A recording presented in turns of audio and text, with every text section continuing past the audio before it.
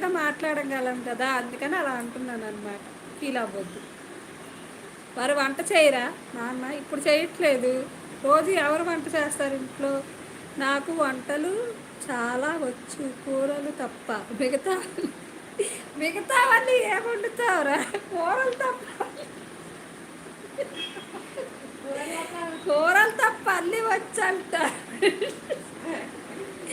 ఏమొచ్చురా? వేడి నీళ్ళు మరగబెట్టడము ఇవి వచ్చా?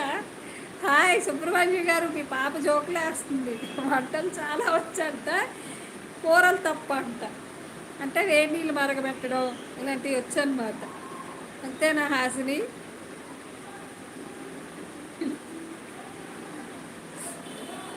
మీ డాడీ నువ్వు ఉన్నారా? వెళ్ళిపోయారా ఇద్దరు?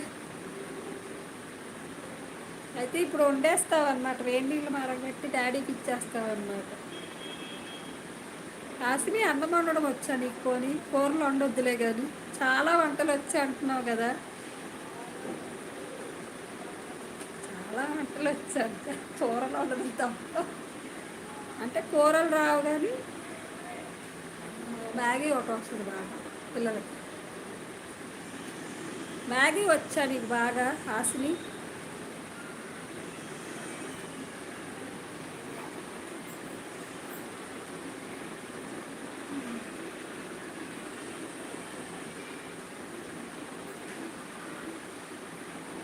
ఓకే హాసిని, నాకు దోశలు ఆమ్లెట్లు చాలా వేయడం వచ్చు.